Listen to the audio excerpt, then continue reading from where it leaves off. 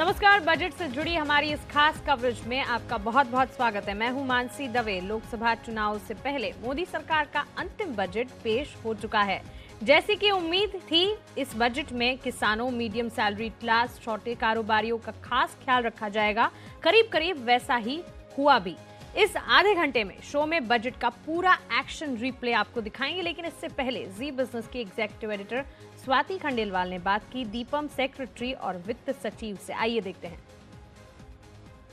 Budget 2019 finally announce हो गया। Interim budget की घोषणा हो गई है और बहुत सारी बातें हुई इस बजट में। मिडिल क्लास, रूरल, इस पर ऑफकोर्स ज्यादा फोकस दिया गया। बट अब हम बात करते हैं इकोनॉमी की, और उसके लिए हमारे साथ finance secretary mister Ajay Narayan Jha and disinvestment secretary DIPAM secretary mister Atanu Chakraborty. Thank you very much gentleman हमारे साथ बात करने के लिए, और जी बिजनेस पे आपका स्वागत है।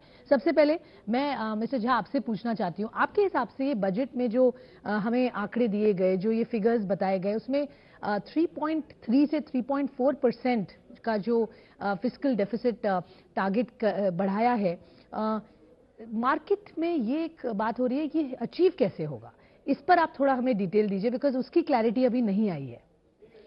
देखिए, अगर आप बजट नंबर्स को देखेंगे, रिवाइज्ड एस्टिमेट्स का और बजट एस्टिमेट्स नेक्स्ट ईयर का, तो रिवाइज्ड एस्टिमेट्स में एक हमने जो प्रावधान किया है वो किसानों के लिए किया है 20,000 करोड़ जी। इसको अगर हम एक सेकंड के लिए अलग कर दें अपने दिमाग से और ये सोचें कि ये नहीं रहता तो क्या होता, तो 3.3 का आंकड़ा आपको बल्कि 3.3 से थोड़ा कम आ जाता है। इसी तरह 2019-20 के आंकड़ों को अगर आप देखेंगे तो 75,000 करोड़ हमने दिए हैं फार्मर्स को। बिल्कुल। तो वो अगर हम एक सेकंड के लिए अलग कर दे तो हमारा आंकड़ा 3.1 के नीचे आ जाता है। ओके। तो ऐसा नहीं है कि फिस्कल कंसोलिडेशन पाथ तो एक ठीक है, हमारा जो ग्लाइड पाथ है वो चल रहा है, उसमें 3.3, 3.1 आया।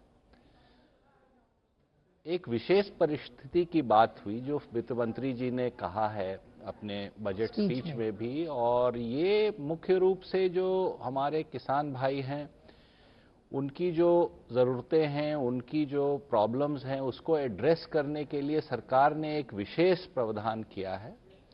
और ये स्लिपेज, जो आप उसको स्लिपेज मानते हैं, हम स्लिपेज नहीं मानते हैं, बट ये उसी के कारण हुआ है। 3.3 से 3.4 और नेक्स्ट ईयर 3.1 की जगह 3.4 हुआ है।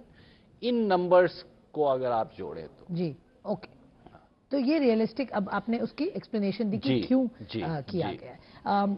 मैं आपके पास आना चाहती हूँ और समझना चाहती हूँ डाइवेस्टमेंट पे, क्योंकि इतनी बात हो रही है। अभी तक हमने ये साल का जो 80,000 करोड़ का टारगेट था मिस्टर चक्रवर्ती, वो आधा भी नहीं हुआ है, एटलीस्ट ऑन पेपर। 36,000 करोड़ के फिलहाल आए हैं और अब वक्त कुछ कम है। मुझे पता है हर साल टुवर्ड्स द एंड ही हम मेकअप करते हैं। पहला सवाल, क्या आप कॉन्फिडेंट है कि आप इस साल का डाइवेस्टमेंट टारगेट पूरा करेंगे? और दूसरा सवाल, डाइवेस्टमेंट का जो FY20 का टारगेट रखा गया वो और 10,000 बढ़ के किया है, तो वो कैसे अचीव होगा सर? स्वाति जी, पहले तो मैं बताऊं, ये तो डाइवेस्टमेंट से ज्यादा पूरा प्रोसेस इन्वेस्टमेंट का है। अच्छा। क्योंकि सरकार वो स्पेस खाली कर रही है सो दैट रिटेल के लोग, दूसरे इंस्टीट्यूशन, फॉरेन इन्वेस्टर्स उस स्पेस में आ सकें। खैर वो तो सिमेंटिक्स की बात रही। जहां तक आंकड़े का सवाल है, 80,000 के आंकड़े का, अगर आप पिछले वर्षों में देखें तो चौथे क्वार्टर में लगभग 45 से 50% के बीच का पैसा आता है।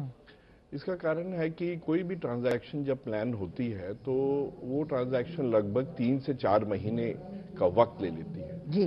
और जनरली थोड़ी टेंडेंसीज रही हैं कि ये ट्रांजैक्शंस प्लान होती हैं फर्स्ट क्वार्टर में, फिर कुछ रिजल्ट्स का इशू रहता है और उन रिजल्ट्स के कारण से रिजल्ट के बाद अकाउंट्स आते हैं और फिर रेगुलेटरी परमिशंस और ये सब लेनी पड़ती हैं, तो जनरली ये पीछे हट जाती हैं।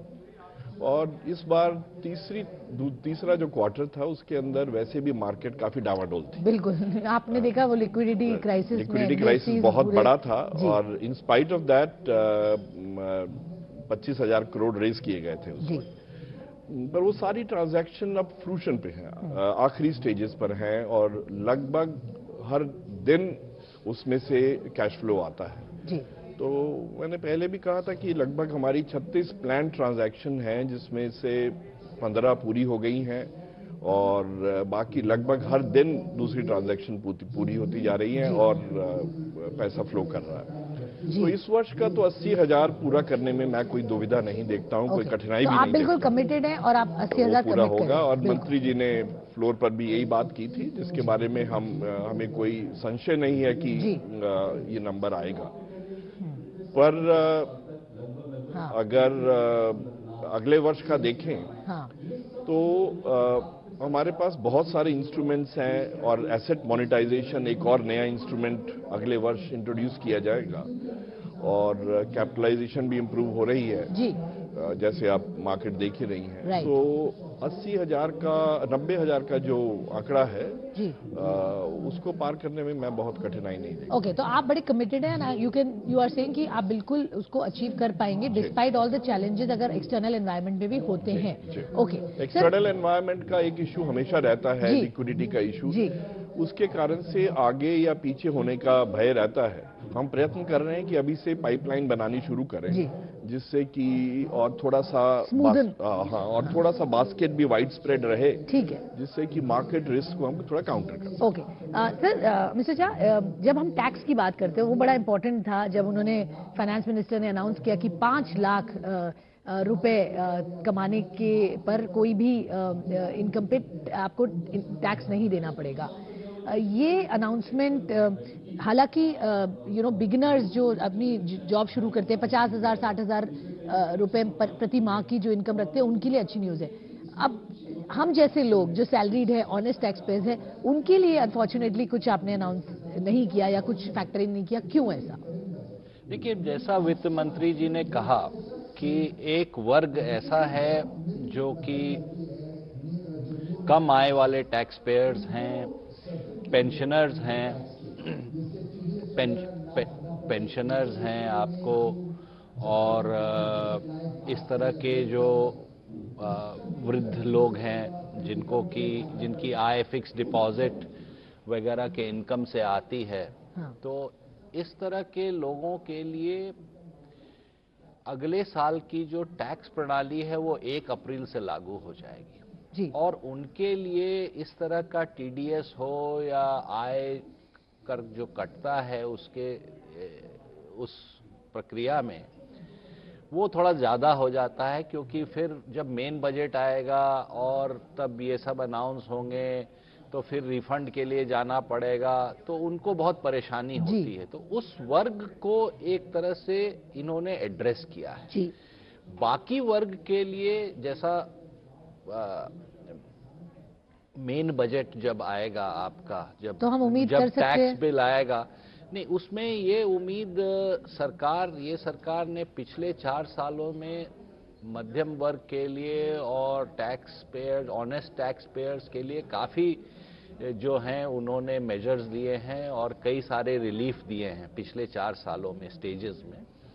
तो ऐसा उम्मीद कर सकती हैं आप। अच्छा, तो उम्मीद करनी कोई रोक नहीं सकता, नहीं रोक नहीं, बट वो उम्मीद करना ठीक होगा, मतलब इज इट? जी बिल्कुल। Okay, great. तो वो एक अच्छी बात होगी कि अगर मेन बजट में हम देखें, अगर ये बात उठाई जाए। सर, एक सवाल हम मार्केट्स की अगर हम बोलें, कैपिटल मार्केट्स, वहां पर कुछ खास हमने नहीं सुना। मार्केट को उम्मीद थी कि लॉन्ग टर्म कैपिटल गेन्स पे शायद जो लास्ट ईयर इंट्रोड्यूस हुआ उस पर कुछ राहत मिले, उस पर आपका क्या कहना है? क्या हम यही उम्मीद कर सकते हैं कि मेन बजट में कुछ इस पे बात हो सकती है? ये तो इंटरिम बजट था जी, और इसमें उन्हीं लोगों के लिए विशेष राहत लाई गई जिनको कि अपनी कैश प्लानिंग अभी से नहीं करें तो आर्थिक कठिनाइयों में पड़ जाते हैं। बाकियों के लिए और पूरी इकोनॉमी को उस हिसाब से देखने के लिए कि क्या टैक्सेस में छूट होनी चाहिए और कहाँ रेवेन्यू एक्स्ट्रा आएगा, फिस्कल गाइड मैप भी बहुत ज़रूरी है, नहीं तो इन्फ्लेशनरी प्रेशर बढ़ते हैं इकोनॉमी पर। मार्केट की तरफ से ये अपेक्षा है एलटीसीजी की, मैं समझता हूँ, पर पूरे चीज़ को उसी पर्सपेक्टिव में उस वक्त देखना पड़ेगा कि रेवेन्यू की रिक्वायरमेंट और मार्केट का उस पर अपस्विंग पर कितना फर्क पड़ता है कौन गेनर है और कौन गेनर नहीं है, दोनों तरफ की आर्गुमेंट्स हैं। Okay. तो जैसा जहां साहब ने कहा, इसकी अपेक्षा करने में और उसकी अपेक्षा की आशा करने में कोई बुराई नहीं है। जी। देखते हैं। ओके, बहुत बहुत धन्यवाद सर, बहुत अच्छा लगा आपसे बात करके और all the very best. Hope कि नेक्स्ट बजट में भी हम कुछ अच्छी न्यूज़ सुने और बड़ा कैनवस करें आप रिलीफ का जो पैकेज टैक्स पे हम बात करते हैं। Thank you sir.